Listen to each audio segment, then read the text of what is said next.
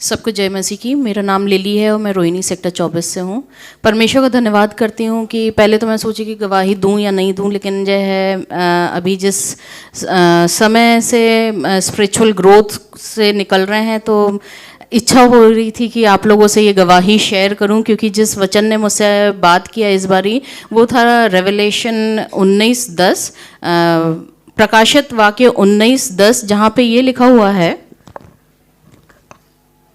परमेश्वर ही को दंडवत करो क्योंकि यीशु की गवाही भविष्यवाणी की आत्मा है। परमेश्वर का धन्यवाद करती हूँ, आमेन। कि जो है इसमें क्या लिखा हुआ है, यीशु की गवाही भविष्यवाणी की आत्मा है। क्योंकि जो हम यहाँ गवाही शेयर करते हैं उससे क्या होता है कि सामने वाला भी उसे ग्रहण करता है, और जब वो उसे ग्रहण करता है तो उसके भी जीवन में वो बंधन टूटते हैं। और मैं ये जो है साक्षात कह सकती हूँ, क्योंकि जब ये एक ब्रदर ने यहीं इसी कलीसिया में आके उन्होंने बोला था कि कितने साल से उनका कोर्ट केस चल रहा था और वो 1 महीने में उनका कोर्ट केस डिसाइड हो गया, क्योंकि उन्होंने मन में प्रार्थना की कि इस केस में वो कई बार आना जाना कर चुके हैं और मैं चाहता हूं कि इसी बार में वो कोर्ट केस डिसाइड हो जाए। तो जब वो ब्रदर बोल रहे थे तब मैंने भी अपने मन में बोला कि हाँ, हमारे यहाँ भी कोर्ट केस चल रहा है। परमेश्वर ऐसा मैं भी रिसीव करती हूँ ये ब्रदर के जीवन में जो ये बड़ी गवाही हुई, आने वाले समय में मेरे घर में भी वो गवाही होगी। और परमेश्वर का धन्यवाद करती हूँ कि वो 20 जनवरी को वो गवाही आई कि वो जो एक कोर्ट केस जो पिछले मेरे ख्याल से 7 या 8 साल से चल रहा था वो हमारे फेवर में डिसाइड हो गया।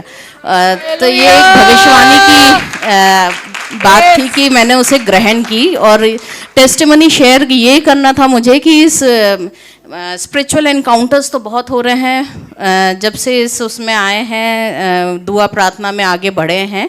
तो एक बार ऐसे ही हम लोग प्रेयर कर रहे थे, रात को अंधेरा था और मैं अपना जो है जब प्रेयर कर रही थी, फैमिली प्रेयर तो होती है, उसके बाद मैं अपना अकेले में कुछ समय गुजारती हूँ और प्रेयर करती हूँ।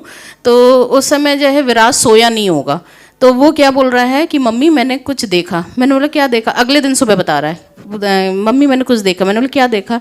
बोलता आपके बाजू में ना कोई खड़ा हुआ था और वो उस सिर पे हाथ रखा हुआ था।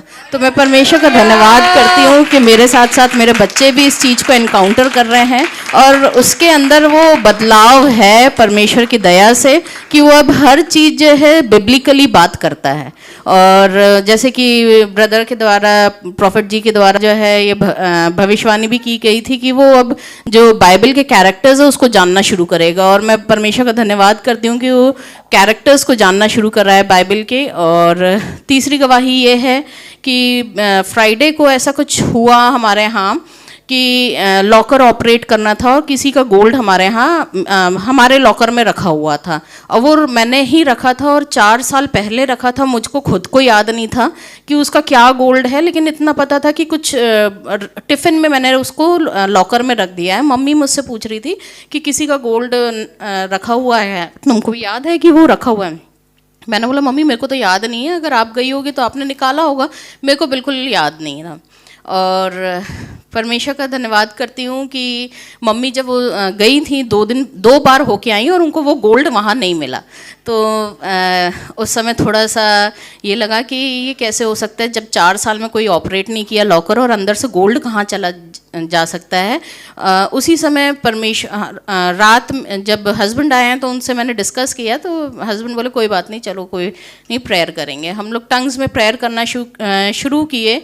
और अगले दिन जब मदर गई हैं ऑपरेट करने के लिए, और सबसे बड़ी बात यह है कि एक समय पे मैंने ना वर्शिप करना, मतलब जैसे गाना गुनगुनाते हैं तो वो गुनगुनाना मैंने छोड़ दिया था, क्योंकि मैंने जो बुक है वो अंदर कर दी थी। तो मैंने वो उस दिन जो ना झाड़ झूड़ के जो ना वो बुक निकाली और गाना शुरू किया। और अंदर से वो तो था कि वो गोल्ड मिलना है, वो गोल्ड मिलना है, किसी की अमानत है वो। और परमेश्वर का धन्यवाद करती हूँ कि जब मैं वो वर्शिप करना शुरू की और मेरे को जो है दर्शन में ये दिखा कि एक रोल है लॉकर के अंदर और उस रोल के अंदर वो टिफ़िन है और वो किसी को दिखता भी नहीं। और मम्मी 2 बार जाके देख के आई थी तो वो दिखा नहीं उनको। और जब मम्मी आई हैं तो मैंने पूछा मम्मी वो क्या कोई अंदर पेपर रखा हुआ था, वो पेपर के अंदर मिला क्या गोल्ड? मम्मी बोलती हाँ हाँ वहीं मिला वहीं मिला। तो मैं परमेश्वर का धन्यवाद करती हूँ कि वो गोल्ड मिला।